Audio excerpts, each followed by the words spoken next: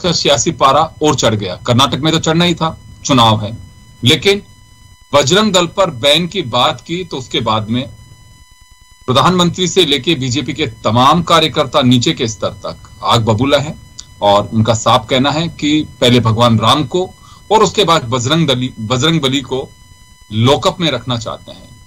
आज उन्होंने 2 सभाओं में प्रधानमंत्री ने बजरंग बली की जय घोष के नारे भी लगवाए। खैर, लेकिन फिलहाल से ऐसी पारा चढ़ा हुआ है। क्या कांग्रेस ने यह एक मुद्दा बीजेपी को थमा दिया बजरंग दल पर बैन की बात करके? तो ये मुद्दा हमारा है कि चुनाव के बीच चुनावी चर्चा और मैनिफेस्टो में बजरंग दल का जिक्र करके न केवल कर्नाटक बल्कि पूरे देश में बजरंग दल के कार्यकर्ता प्रदर्शन कर रहे हैं, विरोध कर रहे हैं। हमारे साथ इस मुद्दे पर चर्चा करने के लिए दिल्ली से वरिष्ठ पत्रकार प्रमोद वशिष्ठ साहब जुड़े हुए हैं, कांग्रेस से रामनारायण मीना साहब हैं, भाजपा से मदन राठौड़ जी हैं। सभी का स्वागत है। रामनारायण जी, आपके पास आना चाहूंगा। इस मुद्दे पर प्रधानमंत्री ने 2 बार कहा कि बजरंग बली, और आपको ध्यान होगा कि बजरंग बली को लेकर के उन्होंने 2-3 कमेंट्स भी किए। क्या लगता है आपको कि कांग्रेस ने एक मुद्दा थमा दिया बीजेपी को? देश में उग्रता, उग्रवाद, नक्सलिज्म की तरफ बढ़ रहा है। तो एक विंग है धर्म के नाम से जो आगे करना चाहती है, एक को खराब करना चाहती है, बजरंग बली के लिए या किसी देवता के लिए नहीं। दूसरी तरफ जो दूसरी कम्युनिटियों उसमें सांप्रदायिक जो भावना रखने वाले लोग हैं उनके लिए भी कहा है। तो ये देवस्थान के लिए, देवता के लिए नहीं है, ये उस विचारधारा के लिए जो विचारधारा आम जनता में जिस प्रकार से फैलाई जाती है, जिस प्रकार से नारे लगाए जाते हैं, जिस प्रकार से उग्रवाद किया जाता है और देश में अशांति का माहौल खड़ा किया जाता है, ये सब उसके लिए है। और जहां तक देखिए प्रधानमंत्री जी कह रहे हैं कि साहब अयोध्या में रामलला को बंद रखा, इनको पता नहीं है जब राजीव गांधी थे तब उनको बाहर निकाला गया था।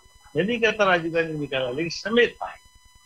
और इन्होंने क्या किया, आज दिन तक जनता से पैसा इकट्ठा करके माहौल बनाया है, इसके अलावा क्या किया है?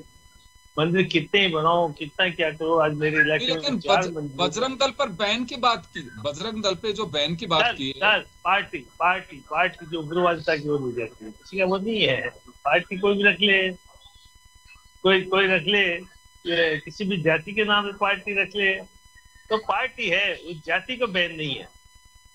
ये एक फॉर्म है, उस फॉर्म के बारे में कहा गया है।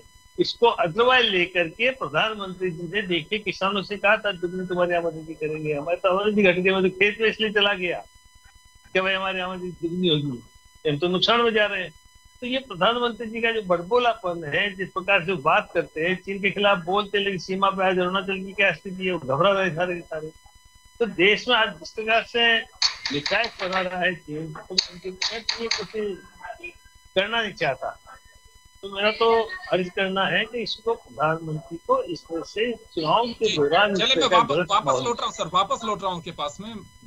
मदन राठौड़ साहब के पास में जाना चाहूंगा। राठौड़ साहब जी, बजरंग बली के जयकारे लगवाए जा रहे हैं प्रधानमंत्री की ओर से, और इस मुद्दे को लेकर के बजरंग दल, बीजेपी के तमाम नेताओं के कमेंट्स आ रहे हैं सामने, और कांग्रेस का कहना है कि जो सांप्रदायिक सौहार्द को बिगाड़े, वो चाहे पीएफआई हो या फिर बजरंग दल हो, या अगर कोई दूसरा भी संगठन ऐसे हरकतें करते हैं तो उस पर बैन लगना चाहिए।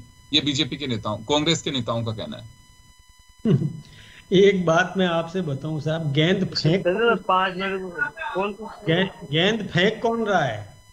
फिर तो मैच होना ही होना है। जब गेंद फेंकते समय ये ध्यान नहीं रखेंगे, मैं सोचता हूँ कि कांग्रेस में कोई विचार मंथन नहीं होता है, चिंतन नहीं होता है, खुद ही ध्रुवीकरण करना चाहते हैं, और मैं सोचता हूँ वोटों का ध्रुवीकरण करना चाहते हैं। इसलिए ऐसी बात चुनाव के समय में इनको ये याद आया और ऐसी बात फेंक देना जिससे अपने आप ध्रुवीकरण हो जाए। मैं सोचता हूँ कि कांग्रेस अपने आप ही आत्महत्या, यानी एक राजनीतिक आत्महत्या के कगार पर खड़ी है। कोई विचार चिंतन नहीं, कोई गंभीरता नहीं, नेतृत्व विहीन कांग्रेस जो चाहे जो बोल दिया, किसी भी व्यक्ति ने कुछ भी बोल दिया, और मैं सोचता हूँ आत्मघाती कदम है कांग्रेस का। जो कभी तो वो राम के बारे में कैसा ये एफिडेविट दे देते हैं कि राम हुए नहीं है, कभी बजरंग दल पर प्रतिबंध की बात करते हैं, उनको सब पता है कि स्टेट वाइज प्रतिबंध चलते ही नहीं है। ये ऐसी बातें करने का मतलब क्या है? केवल उत्साह, मतलब एक ऐसा उग्रता पैदा करना। शांति से चल रहा है चुनाव प्रचार, अब इनको लगा हमारी नैया डूबने वाली है तो ऐसा ही पासा फेंक दिया ताकि एक वर्ग विशेष को आकर्षित किया जा सके, लेकिन उसका खामियाजा इन्हीं को भुगतना पड़ेगा। इन्होंने जितनी बार भी गेंद फेंकी है, चाहे दिग्विजय सिंह ने क्या बोल दिया, चाहे और इनके जितने भी बड़े बड़े नेता हैं, मैं राहुल गांधी जी की बात नहीं करूं, और भी मुद्दा वो दे रहे हैं। अब मुद्दा जब आप दे रहे हो, गेंद आप फेंक रहे हो, तो फिर खेलना तो पड़ेगा। ये बातें क्यों करते हैं ये समझ में नहीं है जी। तो बैटिंग की पारी है आपकी। चले प्रमोद वशिष्ठ साहब के पास में जाना चाहूंगा। चलिए प्रमोद जी, आईपीएल चल रहा है, इसी दौरान अभी बैटिंग और बॉलिंग की भी बात हो पड़ी है, बजरंग दल का मुद्दा। लेकिन क्या लगता है आपको कि चुनाव में जहां बहुत ही इंपॉर्टेंट स्टेट और वहां का इलेक्शन, क्योंकि अगर लास्ट में कोई बात करें तो कर्नाटक की बीजेपी के लिए काफी महत्वपूर्ण है, और यूं तो देखें तो सभी दलों के लिए है। चर्चा यह रही कि बीजेपी कांग्रेस से जूझ रही है, इस तरह की बातें सामने आ रही हैं। लेकिन अब क्या लगता है कि बजरंग दल का जिक्र करके बीजेपी को एक बड़ा मुद्दा थमा दिया कांग्रेस ने? देखो योगेंद्र जी, बिल्कुल आप सही बात कह रहे हैं। जब कांग्रेस को इस बात का अच्छी तरह भली भांति पता है कि धार्मिक जो इशू है, धार्मिक मुद्दों पर बीजेपी बहुत बड़ी बैटिंग कर रही है, इसमें कोई दो राय नहीं। राम मंदिर के नाम पर, हिंदुत्व के नाम पर, ये कांग्रेस को सच्चा पता है।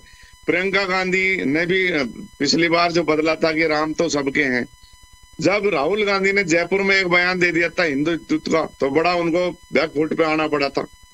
और इनके जो आचार्य प्रमोद कृष्णन, उन्होंने साफ तौर पे कहा, जब देश की जनता इस बात को चाहती है कि इस मुद्दे को, कि हिंदुत्व के मुद्दे को, तो हिंदुत्व पे क्यों कांग्रेस इस तरह के बयानबाजी करती है? अब इन्होंने जो ये बॉल फेंकी है, मोदी जी ने देखो तुरंत सिक्स मारा, और मोदी जी का जो सिक्स गया है, कि निश्चित रूप से आप कांग्रेस जो कर्नाटक में बड़ी हावी थी, भारी थी पिछले 2 दिनों से। लेकिन प्रमोद जी, अभी तक तो चौके की बात सामने आ रही, 4 ही बार बजरंग बली की जय बुलवाई है उन्होंने। 4 नहीं आपकी बात सही है, चौका जो, लेकिन वो 4 बार तो बुलवाते हैं। चलो, जो कांग्रेस अच्छा खासा चुनाव जीतने की तरफ थी, उन्होंने इस हिंदुत्व के मुद्दे को फेंक कर बड़ा ही हानि कर ली है 2 दिन से। राजनीतिक पंडितों ने इस बात को माना है कि जो ये बजरंग दल बैन का बेफिजूल जो इन्होंने मुद्दा कांग्रेस ने फेंका है, ये अब ये 2024 तक इसकी गूंज जरूर निश्चित रूप से गूंजेगी। अब ये 2024 के चुनाव तक ये जाने वाला नहीं है। भारत माँ की जय के साथ मोदी जी के मन से अब बजरंग बली की जय भी बोलेगी।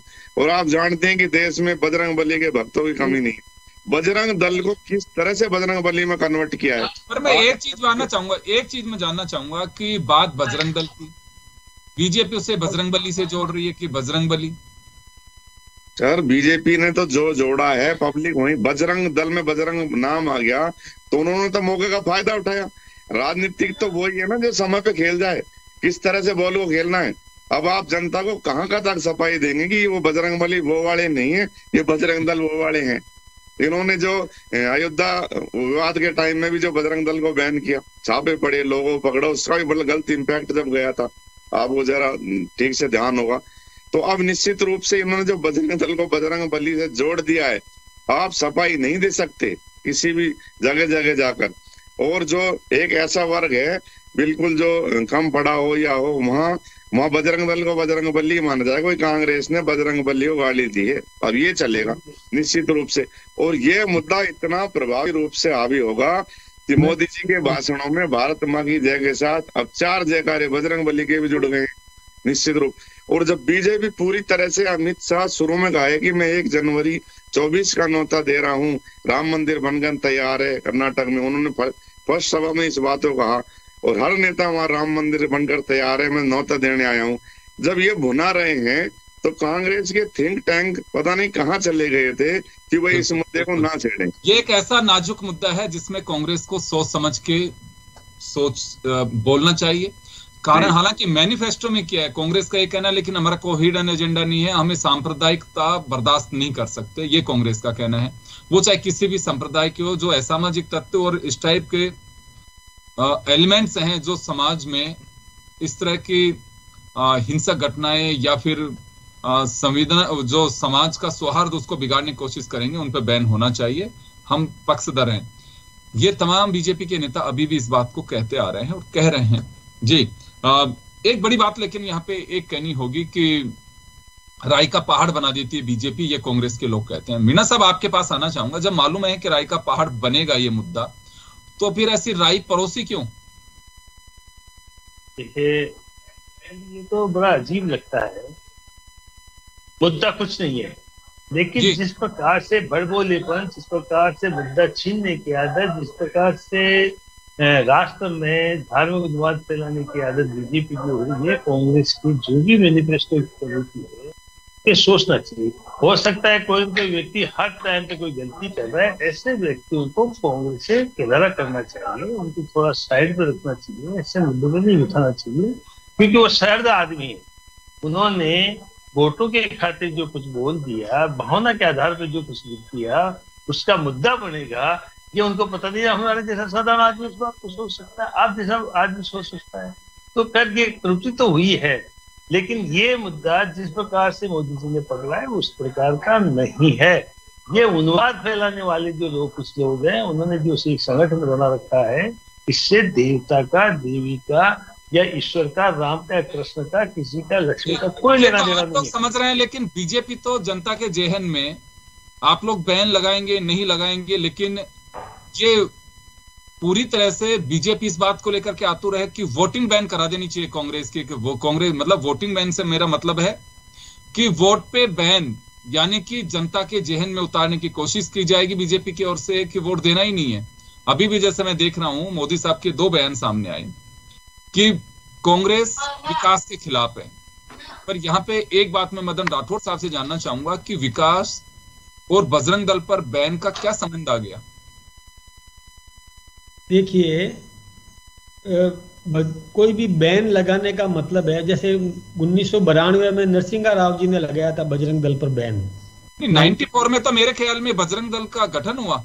नहीं, 1992 में बैन लगाया था। बजरंग दल तो पहले का है, लेकिन 1 साल बाद ही रिवोक करना पड़ा, वो बैन हटाना पड़ा।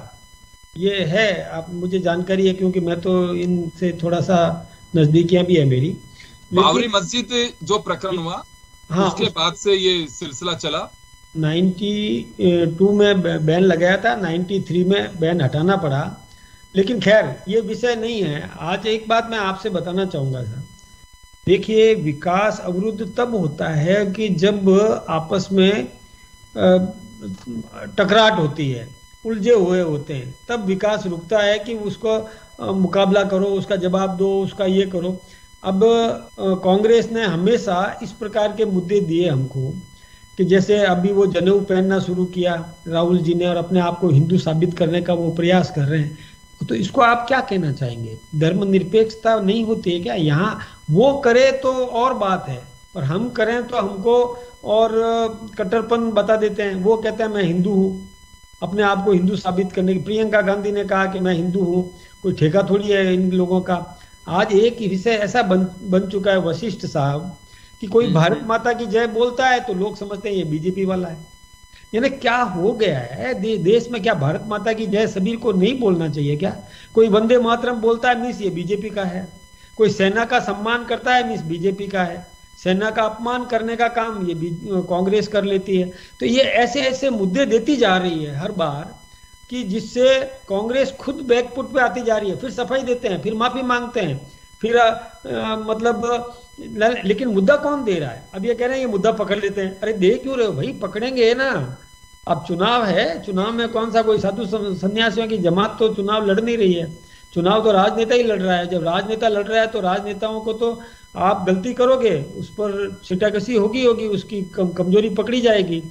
देखिए, विपक्ष कहीं भी हो, कोई भी राजनीतिक पार्टी में एक पक्ष और दूसरा पक्ष होता है, तो एक पक्ष गलती करता है तो दूसरा पक्ष उसको मुद्दा बना के आक्रमण करेगा ही करेगा। इसमें कोई दिक्कत, मतलब कोई रोक ही नहीं सकता। तो मैं ये सोचता हूँ कि अब विकास की जहां तक बात है तो देखिए कर्नाटक में खूब विकास हुआ है, मैं भी पहले जाया करता था, अभी भी जाता हूँ। फ्लाईओवर ब्रिजेस बने हैं वहाँ का, आप देखिए बस स्टॉप्स कितने बढ़िया बने हैं, वहाँ की विधानसभा और उसके आसपास का क्षेत्र कितना विकसित हुआ है, गार्डन कितने बड़े बने हैं, सुबह सुबह घूमने के लिए लोगों के ट्रैक्स बने हैं, ये सारी व्यवस्थाएं वहाँ हुई है, वहाँ पर विकास खूब हुआ है। आम आदमी का जीवन स्तर किस प्रकार से ऊंचा उठाना चाहिए इसकी दिशा में भी वहाँ की सरकार ने काम किया। हाँ, मैं ये नहीं कहता कि हमने कोई सारे भ्रष्टाचार मिटा दिए, लेकिन तुलनात्मक दृष्टि से हमने, ये आप भी मान रहे हैं, उत्तर नहीं दिया। कांग्रेस इसे को मुद्दा भी बना रही है। मैं माफी चाहूंगा, 1984 में हुआ, 94 मुझे गलत ध्यान रहा, हाँ। 1984 में उत्तर प्रदेश से शायद इसका शुरू हुआ सिलसिला। विनय कटियार उसके अध्यक्ष हुआ करते थे, बिल्कुल, सांसद भी बने बाद में वो सांसद भी बने। तो 92 में वो बैन लगाया था इन पर नरसिंहा राव जी ने, और वो फिर कोर्ट से भी हटा, इनको हटाना पड़ा, सरकार को भी हटाना पड़ा। तो ऐसी गलतियां कर क्यों रहे हैं? जब पहले मार खा चुके, जब पहले पिटाई खा चुके, तो फिर दोबारा इसी बिंदु को लेकर के, और पहले आपकी सरकार तो बनी नहीं, पहले से ही आप मतलब ऐसी बात कहना कोई मायने नहीं रखता बजरंग दल में। और आप सोचिए कि क्या अंतर क्या है विश्व हिंदू परिषद में बजरंग दल में, ये क्या बात करना चाहते हैं? बजरंग दल एक युवा संस्था है, विश्व हिंदू परिषद एक सर्व समाज की एक संस्था है। तो ऐसी बातें करना, मैं सोचता हूं कि कांग्रेस आत्मघाती कदम उठा रही है और ध्रुवीकरण कर रही है। वो सोचती है कि हमें फायदा होगा एक वर्ग विशेष का, लेकिन बहुत बड़े वर्ग विशेष की नाराजगी झेलनी पड़ेगी। ये वो सोच नहीं पा रहे हैं, वो समझ नहीं पा रहे हैं। वो तो क्षणिक कि ये तो बुलावा वाला है, ये हिंदू समाज तो भोला है, सीधा है, इसको गंभीरता से लेता नहीं है। अब वो जमाने गए, अब गंभीरता से ले रहे हैं, हर बिंदु को गंभीरता से लिया जाएगा। कौन क्या बोल रहा है उसको बड़ी गंभीरता से लेते हैं कि ये क्या करने वाले हैं, आगे की इनकी रणनीति क्या है, ये सब समझते हैं इस बात। प्रमोद जी, एक चीज मैं जरूर जानना चाहूंगा, सुप्रीम कोर्ट ने अभी तमाम राजनीतिक दलों को नसीहत दी है, कमीशन को भी कहा है कि हेट स्पीच देश में बर्दाश्त नहीं की जाएगी। तो क्या लगता है आपको कि कोई बैन किसी भी दल पे, किसी संगठन पे लगाए ना लगाए, सुप्रीम कोर्ट के कहने के बाद में कोई संगठन रह सकता है, उसका उद्देश्य समाज सेवा हो सकता है, लेकिन हेट स्पीच जिसको लेकर के कांग्रेस कह रही है कि बजरंग दल के लोग अक्सर इस तरह की स्पीच देते हैं, तो क्या बैन आप किसी पे लगाए नहीं लगाए, लेकिन कोर्ट के कहने के बाद में, क्योंकि कमीशन ने 2 दिन पहले ही, या शायद कल की बात है, सभी ऑब्जर्वर्स को और जो जिला निर्वाचन अधिकारी यानी कि कलेक्टर्स हैं उनको साफ साफ कहा है कि कोई भी दल, किसी भी पार्टी का नेता अगर किसी भी तरह की अपमानजनक तरीके से मंच के जरिए या अपने भाषणों में बात करता है तो उस पर कार्रवाई करें, एक परामर्श जारी किया है। तो लगता है आपको कि बजरंग दल से लेकर अगर ऐसी कोई बात भी सामने आती है, कटुता की बात भी आती है, तो इंतजार तो करना चाहिए सुप्रीम कोर्ट के ऑर्डर का, या फिर जो जल्दबाजी कर रही है कांग्रेस अभी? देखो योगेंद्र जी, इसमें कोई दो राय नहीं कि बजरंग दल बीजेपी का एक तरह से अग्रिम संगठन के रूप में कार्य करते हैं, जैसे आरएसएस, बजरंग दल, विश्व हिंदू परिषद। लेकिन बजरंग दल कोई राजनीतिक दल नहीं है, इसको आप राजनीतिक पार्टी नहीं कह सकते। अगर भारतीय जनता पार्टी का कोई नेता अगर इस बात को बोलता है, जब तो कोर्ट कुछ संज्ञान लेगी ना, लेकिन बजरंग दल का कोई नेता बोलेगा तो वो भारतीय जनता पार्टी उसकी जिम्मेदार किसी तरह से है ही नहीं, क्योंकि वो तो एक अलग संगठन है बजरंग दल। तो इसमें बजरंग दल ये तो सभी मानते हैं कि जो बजरंग दल का कार्य करता है वो बीजेपी का है, आरएसएस का है, बीजेपी का है, विश्व हिंदू परिषद से भारतीय जनता पार्टी जुड़ा हुआ है। लेकिन ये नहीं माना जा सकता सर किसी भी सूरत में कि अगर बजरंग दल, विश्व हिंदू परिषद बोल रहा है तो बीजेपी बोल रही है। इसलिए सुप्रीम कोर्ट में कांग्रेस इसको चुनौती भी नहीं दे सकती। कांग्रेस यहाँ यही गलती कर बैठी कि ये कहा कि हेट स्पीच, उन्होंने सभी के लिए कहा कि अभिव्यक्ति की आजादी का ऐसा दोहन भी मत करिए कि हेट स्पीच देकर के समाज के सौहार्द को बिगाड़ने की कोशिश की जाए। नहीं, इसमें समाज सौहार्द कांग्रेस ने भी नहीं बिगाड़ा। उन्होंने तो इस बात को कहा कि भाई बजरंग दल पे बैन लगाया जाए। ये नहीं, मैं सुप्रीम कोर्ट की बात कर रहा हूँ जो हेट स्पीच को लेकर के उन्होंने कहा। जी नहीं, सुप्रीम कोर्ट ने हेट स्पीच कहा है तो उसमें चुनाव आयोग ने तो पूरी तरह से कड़ी सख्ताई की है। चुनाव आयोग के बाद जो शिकायत देती है तुरंत प्रभाव से नोटिस जा रहे हैं। चुनाव आयोग ही उसको करेगा कि चुनाव के दौरान कौन इस तरह की स्पीच दे रहा है जिससे समाज में सांप्रदायिकता या गलत ऐसी कुछ बातें फैल रही है। लेकिन ये जो मामला है ये तो कांग्रेस का अलग तरह का है ना। ये तो घोषणा पत्र में उन्होंने बजरंग दल पे बैन लगाने की बात करी है। अब उनको इस बात को भूल गए कि कोर्ट ही बजरंग दल का बैन हटा चुकी है। एक बार जब ये अभी बोल रहे थे राठौड़ साहब, इसमें बड़ा वो बवाल हुआ था उस टाइम अयोध्या राम मंदिर विवाद के टाइम में। तो जब उस टाइम हटा चुकी तो अब ये कैसे आ गया? ये कांग्रेस के वरिष्ठ नेता को बड़ी सोच की बात है कि एक बार बड़ी जबरदस्त मात खाने के बाद ये दूसरी गलती कैसे हो गई और इतनी बड़ी गलती कैसे हो गई। और 2024 तक का मुद्दा जो आज हरियाणा के लेकिन ये बात प्रमोद जी आप कह रहे हो कि ऐसी गलती कैसे हो गई। मैंने भूपेश बघेल को भी सुना और भी कई जगह के नेताओं को सुना। उनका साफ कहना है कि अगर इसी तरह से स्वाद बिगाड़ेंगे तो हमारे राज्य में हम बैन कर देंगे। नहीं, ये देखो अब जब हो गई तो निश्चित रूप से ये जो सीएम है या कांग्रेस सरकार है वो थोड़ा सा अपना बचाव पक्ष में तो आएंगे। लेकिन आप मेरी आज बात नोट कर लो जन टीवी पर, इस मामले को लेकर निश्चित रूप से आप ये सुनोगे, इस मामले से राहुल गांधी नाराज, प्रियंका गांधी नाराज। आपको मैं बता दूं कि जब पहली बार अमित शाह बोले थे कि 1 तारीख को नौता है, तो पानीपत में एक रैली के दौरान कांग्रेस के राष्ट्रीय अध्यक्ष खड़गे जी बोले कि क्या ये अयोध्या मंदिर के पुजारी हैं? ये क्यों कह रहे हैं कि 1 तारीख को राम मंदिर का निर्माण पूरा हो जाएगा, आप सभी का नौता है? तो जब वो उस बात को वहीं समझ गए थे कि राम मंदिर का नाम लेते ही जनता इनके पक्ष में जाती है, तो फिर ये बजरंग दल का बयान का इन्होंने क्यों इनको एक मुद्दा दे दिया। ये एक बड़ी बात है सर, इसको देखना पड़ेगा। जी चलिए मदन जी आप कुछ कहना चाह रहे थे बीच में अभी। मैं तो यही कहना चाहता था कि जैसे वशिष्ठ साहब ने कहा ना कि बजरंग दल बीजेपी का संगठन है, ऐसा नहीं है। बजरंग दल हो, राष्ट्रीय स्वयंसेवक संघ हो, विश्व हिंदू परिषद हो या कोई भी संगठन हो, वो किसी भी राजनीतिक दल में जा सकता है कार्यकर्ता, कोई प्रतिबंध नहीं है। मैं तो सोचता हूँ कि कांग्रेस में भी ऐसे लोग जाएंगे तो कांग्रेस का शुद्धिकरण हो जाएगा। कांग्रेस में राष्ट्रीय मदन जी ये बात देखिए, वैसे तो बीजेपी के तमाम नेता कहते हैं, आपको ध्यान है कि किसी एमएलए के लिए बजरंग दल के कार्यकर्ता या आरएसएस के कार्यकर्ता बीजेपी के टिकट के अलावा किसी का प्रचार कर रहे हो? बता दीजिए आप कोई। नहीं है ना। आप एक बात देखिए, अभी कर्नाटक के जो पहले मुख्यमंत्री थे, अभी जो जिन्होंने पार्टी छोड़ी है, वो आरएसएस के हैं, वो कांग्रेस में गए हैं। कोई दिक्कत की बात नहीं है, जाओ ना, मना तो आप लोग रख रहे हैं, मतलब कांग्रेस में गए तो उनको बाहर नहीं कर रहे? वो आरएसएस से बाहर नहीं किया जाएगा कभी भी। वो बजरंग दल या और किसी संस्था से उसको बाहर निकाला नहीं जाएगा। वो बीजेपी से निकला है, लेकिन वो आरएसएस का स्वयंसेवक रह सकता है, रहेगा, उसमें कोई दिक्कत की बात नहीं है।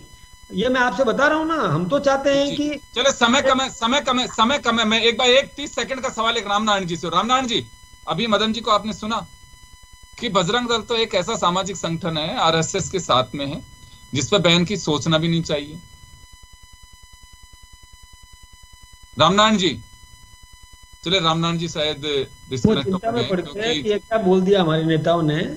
वो चिंता में पड़ गए कि हमारे नेताओं ने क्या गलत। चले मैं माफी चाहूंगा समय का अभाव, तो मैं रोकना चाहूंगा तमाम अतिथियों को। खैर, बजरंग दल पर बैन का जिक्र करके कांग्रेस ने एक ऐसा मुद्दा बीजेपी को थमा दिया है और बीजेपी उसे जमकर भुनाने की कोशिश करेगी, जिसकी शुरुआत प्रधानमंत्री नरेंद्र मोदी कर चुके हैं। अब देखना होगा कि आगे ये बैन को लेकर के कांग्रेस की रणनीति तो क्या रही और क्या उस रणनीति को बीजेपी सेंध मार के फेल कर रही है। ये 13 मई को हम बता पाएंगे कि 10 तारीख को बजरंग दल के मुद्दे पर क्या वोट हुआ, किसको क्या मिलेगा, क्या घोषणा है। उनसे ज्यादा बजरंग दल पे बैन करने की जो बात है वो मीडिया में, सियासी गलियारों में या सोशल मीडिया पे ज्यादा तैरती नजर आ रही है, बजाय उन घोषणाओं के जो जनहित के लिए कांग्रेस मान करके चल रही है। तो चले, बहुत बहुत शुक्रिया आप सभी का। खास खबर में इतना ही, दीजिए इजाजत, नमस्कार।